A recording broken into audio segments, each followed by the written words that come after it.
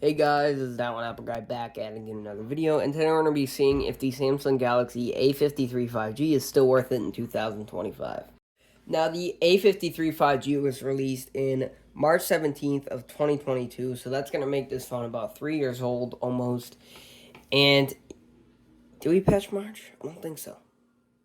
Wait, yeah, we far past March. What am I talking about? Anyways, yeah, it's making this thing 3 years old, and it still runs fairly fine. Like, we're gonna go over the speed later, but man, for being a mid-range phone from 2022, it stacks up. Now, the design here on the back, it is a plastic backplate, but it does feel really nice. It doesn't feel cheap by all means at all.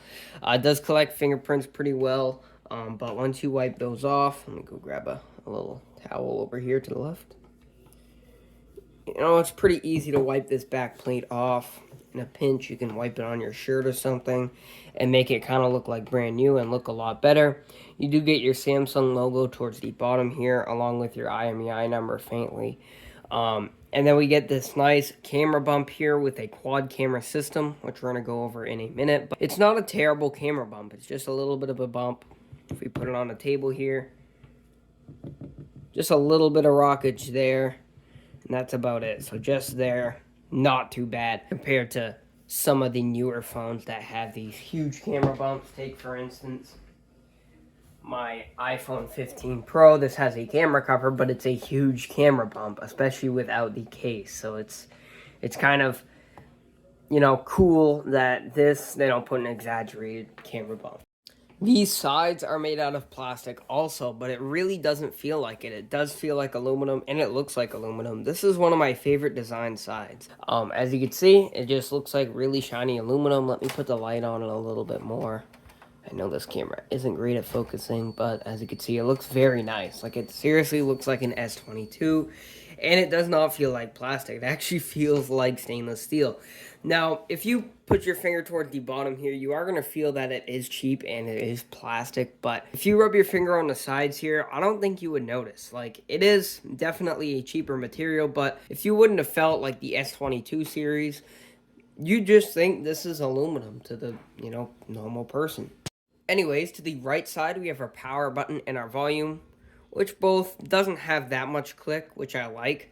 It's definitely toned down a bit where you can just faintly hear the button presses. So it ain't too bad there. Up top, we do have a microphone here. To the left, we have nothing. And towards the bottom, we have all of our goodies, including our SIM and microSD card slot. So microSD is included in the mid-range version of the A53 here. A USB-C port, which charges at super fast charging, which is 25 watts. So not the slowest and not the fastest. Let me give you a little bit of that animation here. There it is. As you can see, super fast charging coming up. So that's pretty cool. And also you have one out of two dual speakers. This is the older dual speaker design. As you can see, the older speaker cutout compared to the newer ones that we see on some of the newer phones. Let me just show you here. Show you on a white phone, it'll be a little bit easier to see. As you can see, it's just a slot. Whoops, and then drop the A53. It's a slot compared to these little ridges here.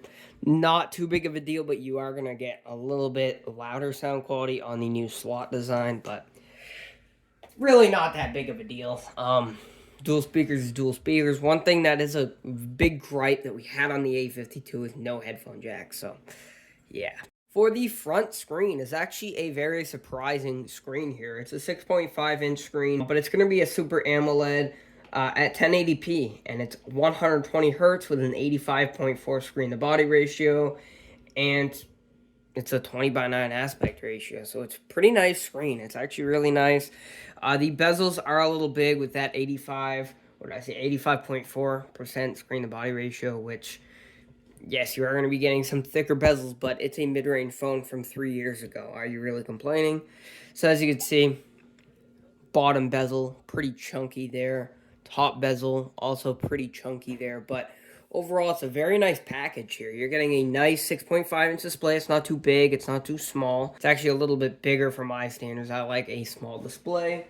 Kind of like my iPhone, I'm not sure what size this is. It's probably a 6.5 because the bezels are basically non-existent, but this is fine. Like, this is a really nice screen. Like, the viewing angles are unbelievably good.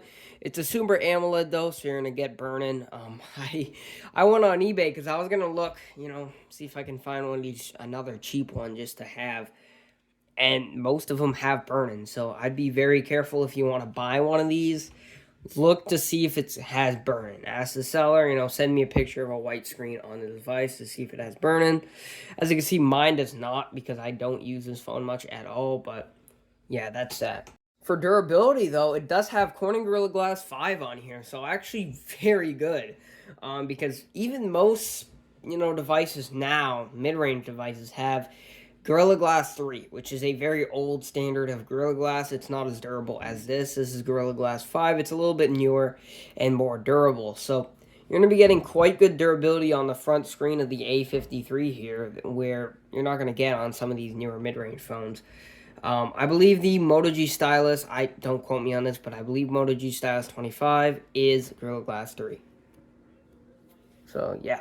Some of the special features on this phone, we are getting an under-display fingerprint sensor, which is a optical, so it's not ultrasonic, so you're not going to just be able to tap it and it unlocks. You're going to actually have to hold it there, but it's still pretty quick.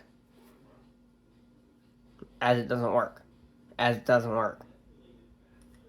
can see, there it is.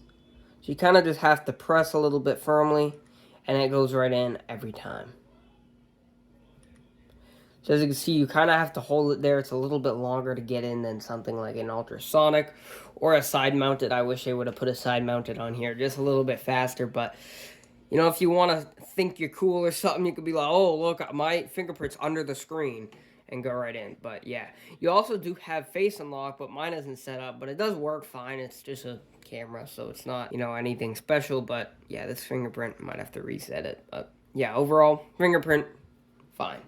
One thing that's cool to have on a 3-year-old mid-range phone is water resistance.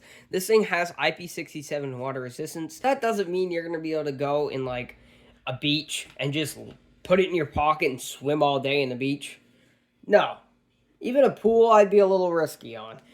IP67 is still very good water resistance. That's 1 meter for 30 minutes. 1 meter, I believe, is 3 feet for 30 minutes. So that's enough water resistance. So you can pretty much go in a pool that's 6 feet for 15 minutes. Think about that.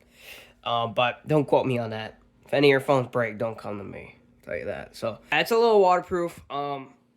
It's nice to even have water resistance on such an old mid-range phone. You might think, oh, 3 years old, that isn't old whatsoever, but it's a mid-range phone. If you think you're in the year 2022 and think of a mid-range phone from 2019, the Galaxy A50. That thing was pretty damn slow. This thing, again, we'll go over the processor next, but as you can see, it flies. It pretty much flies through, so. Okay, software. This device, as you may have noticed already, let me go into settings and about phone and software info. This device is running One UI 7.0 based on Android 15.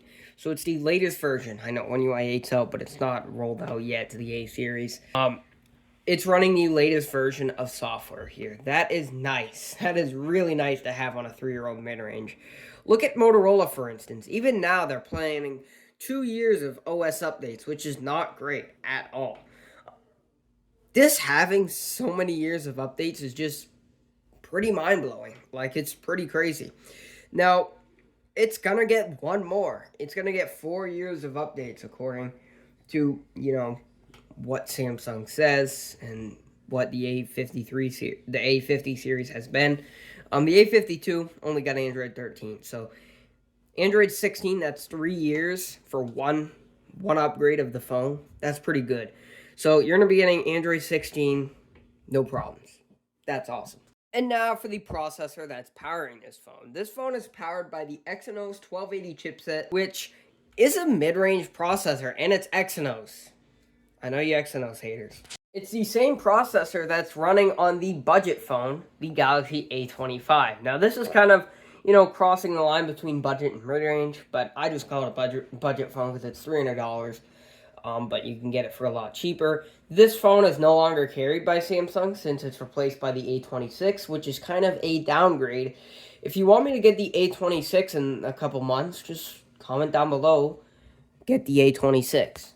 But this processor, pretty good. It's a 5nm chipset. The GPU is a Mali G68, and this base configuration is 128GB of storage and 6GB of RAM. Now here in my spec sheet, it does say they make a 4GB of RAM version, but I have never seen that. And I think nobody's going to really have that. But if you guys do, comment down below. I have the A53 and 4GB of RAM. But as you can see, I have 128GB of storage and 6GB of RAM. And then they also make a 128GB with 8GB of RAM, a 256GB with 6GB of RAM, and a 256GB with 8GB of RAM if you want to really max out your phone. Now, the base configuration here with 128GB of storage and 6GB of RAM isn't terrible. The RAM Plus, you can do that. I'm actually going to turn this down after this video because that does hurt your storage thing or something, but yeah. But 6 gigabytes of RAM isn't that great. It's really what you see in budget phones. Now, you actually see 8 gigs in budget phones, kind of. But Samsung's still kind of doing the dirty here with the A17 with 4 gigabytes of RAM. That's very bad. If you're getting a phone with 4 gigabytes of RAM, that's pretty much unusable. 6 gigs is fine. It'll hold apps, but it's not great. Samsung's not the greatest with RAM management. It's fine. It'll get you through. But the Exynos 1280 is actually pretty reasonable for this, year of phone. If we look at the Geekbench scores here, you're not breaking 1,000, but you're getting damn close. You're getting 947 for the single core and 2023 for the multi-core score. So it's overall a pretty sweet package what you're getting. It doesn't swipe up the fastest. It's not the fastest phone in the world, but it's a mid-range phone from 3 years ago. And the fact that it is on the latest version of software and still runs very good, that's a win for me. I think that's a really nice win. It runs fine. Everything works on it. Great. That's a very good win. Especially, you can find this phone for under $100. That is crazy good. Now for the quad camera setup. And by the way, I will buy the A54 if you want me to do a review on that. Comment, get the A54. So we'll see. We'll kind of tally up which has. Or I can make a poll, actually. Let me make that right now. Okay, so this is the poll here. What should I get in a couple of weeks? Galaxy A54, A26. I'm going to probably sell a phone or two to make up that money. But yeah, anyways, the cameras. 64 megapixel main sensor with OIS. A 12 megapixel ultra wide sensor with no OIS. A 5 megapixel macro camera. And a 5 megapixel depth sensor. Now, this is basically a 2-camera setup because the macro is pretty much useless and the depth sensor is useless because it helps with portrait mode, and in the newer phones, they just integrate that with processing. So, basically a dual camera setup, but yes, if you want to count the macro, it's a triple. But, yeah, the camera's actually really good. It does have a 32 megapixel front-facing camera too, so that's good. So, as you can see, by default, we're in 16 megapixels.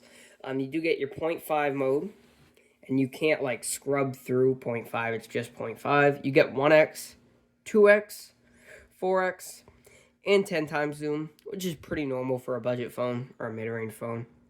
You can hit this to go to 64 megapixel shots, but you cannot zoom in. Okay, video. We do get some good video. We get ultra-wide and 1x for Ultra HD at 30 FPS. Or Full HD, 30 and 60 frames per second, but these 60 frames per second is limited only to the main sensor, and then HD at 30 frames per second. So very good modes here. You also do get this action mode, which limits it to Full HD 30, it limits to the normal sensor, the 64 meg, and you cannot zoom in, but it makes it steady. It's called super steady mode. So that's pretty cool. You do also get your portrait mode, which switches over to the depth sensor. So if I cover the depth sensor, I believe it's this one. Might be this one.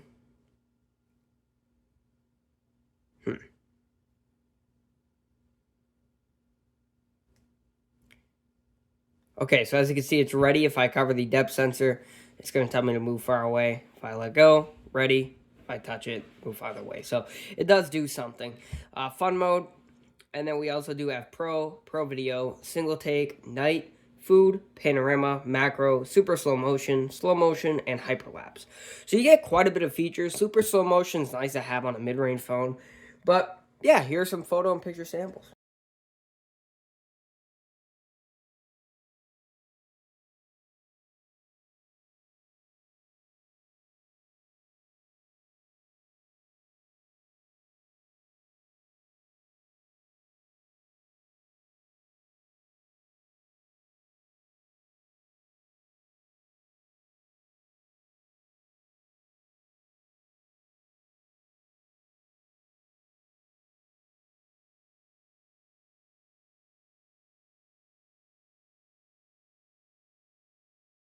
This is UHD 30 on the Samsung Galaxy A53. As you can see, it looks really good.